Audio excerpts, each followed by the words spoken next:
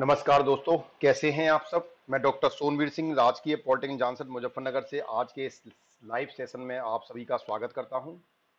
दोस्तों, wireless and mobile communication विषय के अंतर्गत हम चैप्टर 6 में डिजिटल एंड डेटा कम्युनिकेशन का अध्ययन कर रहे थे, जिसमें लास्ट चैप्टर में हमने जो लास्ट सेशन था उसमें हमने ओएसआई मॉडल क्या होता है उसका अध्ययन किया था। आज के इस सेशन में will discuss about the OSI model architecture.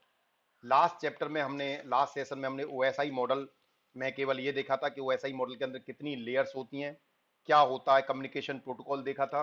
आज हम देखेंगे ओपन सोर्स इंटरकनेक्शन जो मॉडल है, ओएसआई मॉडल जिसे बोलते हैं, उसका आर्किटेक्चर क्या होता है। फाइन। तो जो भी स्टूडेंट आज चैनल से पहली बार जुड़े हैं उनसे निवेदन है, कृपया चैनल को सब्सक्राइब कर लीजिए और नीचे बने बेल आइकन को क्लिक कर लीजिए, जिससे आपको लेटेस्ट अपडेट्स और नोटिफिकेशंस प्राप्त होते रहें। सबसे पहले आर्किटेक्चर में बात करें तो हमने बताया था कि जो ओएसआई मॉडल है वो 7 लेयर्स का होता है। तो 7 लेयर्स ऑफ ओएसआई आर्किटेक्चर में क्या, हर एक लेयर का क्या काम होता है उसको हम देखते हैं। आज इसका आर्किटेक्चर समझेंगे। तो सबसे पहली जो लेयर हमने बताई थी उसमें वो होती है physical layer.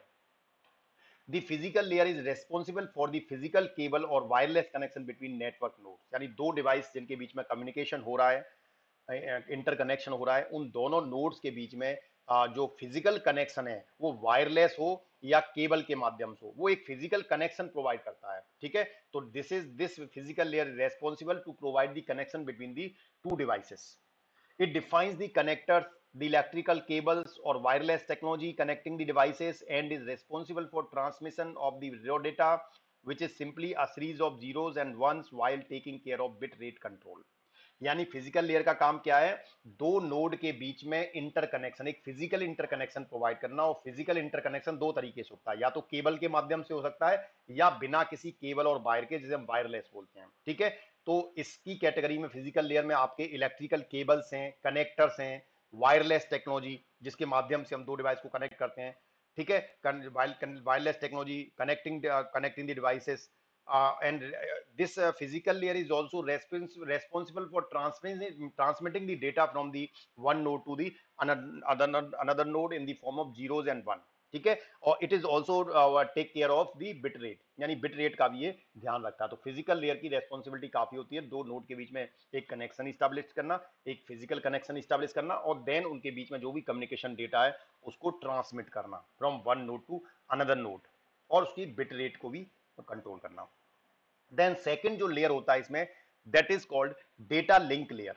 The data link layer establishes and terminates a connection between two physically connected node on a network। तो डेटा लिंक लेयर जो है वो एक तरह से एक कनेक्शन इस्टेब्लिश करता है, and it terminates a connection between two physically connected nodes.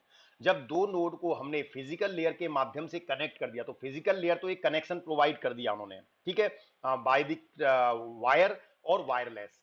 लेकिन डेटा लिंक क्या है, जब उस कनेक्शन के माध्यम से कोई कम्युनिकेशन होता है, डेटा ट्रांसफर होता है, देन वो आपका लिंक जो है वो इस्टेब्लिश होता है, डेटा लिंक।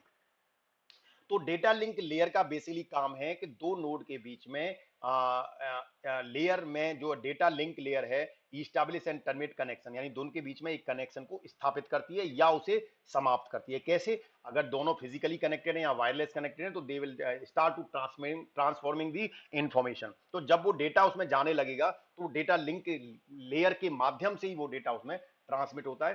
तो डेटा एक तरह से ट्रांसमिट होने का मतलब उनके बीच में एक कनेक्शन इस्टेब्लिश होना, और डेटा जो है ट्रांसमिशन उसमें बंद होने का मतलब उसमें लिंक का जो है वो लिंक जो डेटा लिंक है उसको टर्मिनेट होना।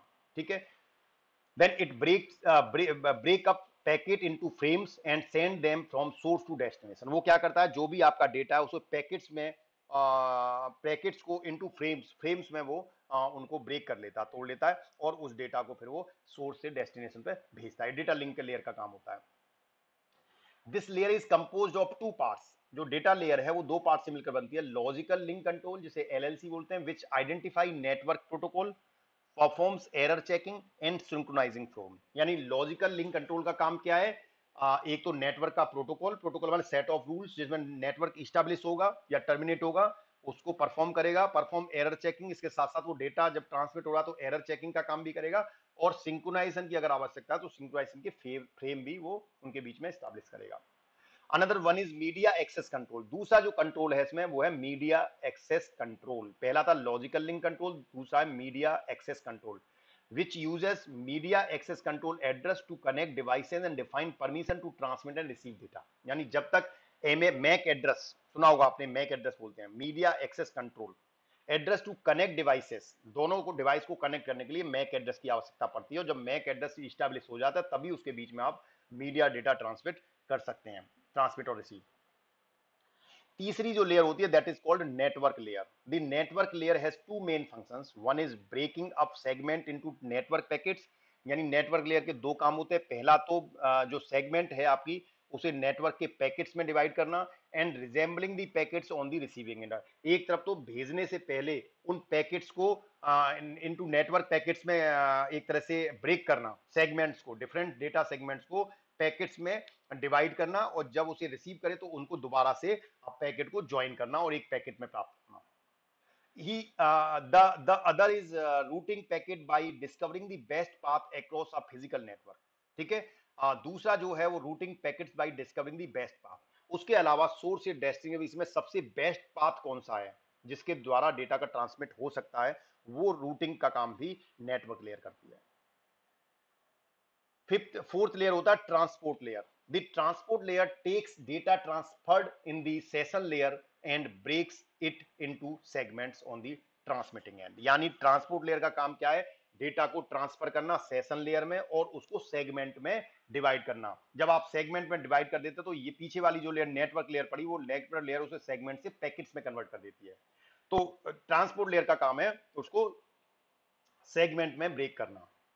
It is responsible for resembling the segments on the receiving end, turning it back into the data that can be used by the session layer। ठीक है, यानी रिसीविंग एंड पे वो दोबारा से उसको सेगमेंट में कन्वर्ट करता है, टर्निंग बैक इनटू डेटा, और उसके बाद सेगमेंट के बाद जब वो रिसीविंग एंड पे जाता है तो उसे दोबारा से डेटा में कन्वर्ट करते हैं, जो कि सेशन लेयर में यूज होता है। The transport layer carries out flow control, इसके साथ साथ वो फ्लो को भी कंट्रोल करता है, sending data at a rate that matches the connection speed, और डेटा को उस रेट पर ट्रांसमिट करता है जो इसकी कनेक्शन की स्पीड को मैच करता है of the receiving device, and error control, इसके साथ साथ अगर उसमें डेटा में कोई एरर है तो उसको भी कंट्रोल करता है। Checking if data was received incorrectly and if not requesting it again, अगर डेटा उसको इनकरेक्ट मिलता है तो उसे दोबारा से रीसेंड करने के लिए रिक्वेस्ट भी ये ट्रांसपोर्ट लेयर करता है।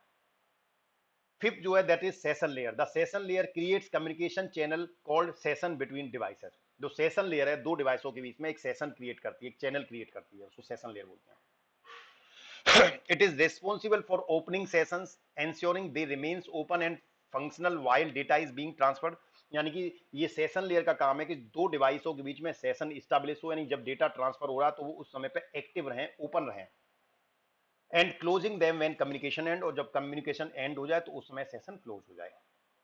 The session layer can also set checkpoints during a data transfer. If session is interrupted, device can resume data transfer from the last checkpoint। यानी सेशन लेयर का काम होता है कि ड्यूरिंग द डेटा ट्रांसफर, जितने समय में दौरान में डेटा ट्रांसफर हो उस समय पे वो उनके सेशन को चेक करती रहे। Set check point, check point set होता है कितने समय के बाद वो रेगुलरली उसको चेक करता रहेगा कनेक्शन इस्टेब्लिश है कि नहीं है। अगर सेशन किसी वजह से इंटरप्टेड हो जाता है तो दोबारा से वो सेशन को रिज्यूम करता है और वहीं से डेटा आपका स्टार्ट होता है जहां से लास्ट चेक पॉइंट था। सिक्स है आपका presentation layer. The presentation layer prepare data for the application layer. ठीक है, application layer, presentation layer data को एप्लीकेशन लेयर के लिए तैयार करता है। It defines how two devices should encode, encrypt and compress data so it is received correctly on the other hand. यानी presentation layer का काम होता है कि डेटा को किस तरीके से एनकोड किया जाए, किस तरीके से उसे एनक्रिप्ट किया जाए और किस तरीके से उसे कंप्रेस किया जाए जिससे कि रिसीविंग एंड पे वो करेक्टली रिसीव हो सके। It is responsible for opening session, ensuring they remain open and functional while data is being transferred, and closing them when communication is end। ठीक है, the session layer can also set checkpoints during the data transfer। If the session is interrupted, device can resume data from the last। ये तो हो चुका है, हो गया है presentation layer। Then the presentation layer takes any data transmitted by the application layer and prepare it for transmission over the session layer।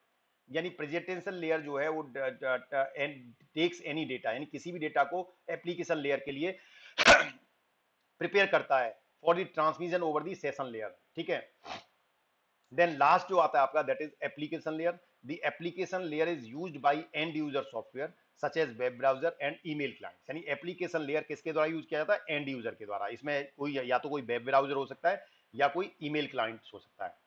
It provides protocol that allows software to send and receive information and present meaningful data to user.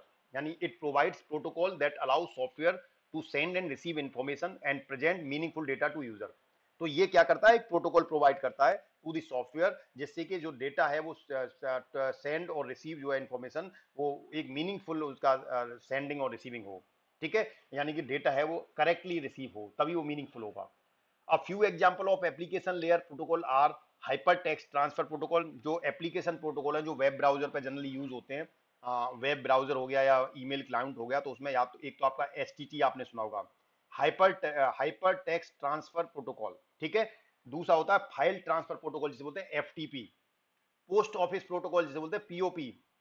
Simple mail transfer protocol जिसे बोलते हैं SMTP. And domain name system जिसे बोलते हैं DNS. These are the different type of protocols. ठीक है, जो हमारे एप्लीकेशन लेयर में प्रयोग होते हैं. So thank you very much. Thanks for your patience. जो भी स्टूडेंट आज चैनल से पहली बार जुड़े हैं उनसे निवेदन है कृपया चैनल को सब्सक्राइब कर लीजिए और नीचे बने बेल आइकन को क्लिक कर लीजिए जिससे आपको लेटेस्ट अपडेट्स और नोटिफिकेशंस मिलते रहें. धन्यवाद.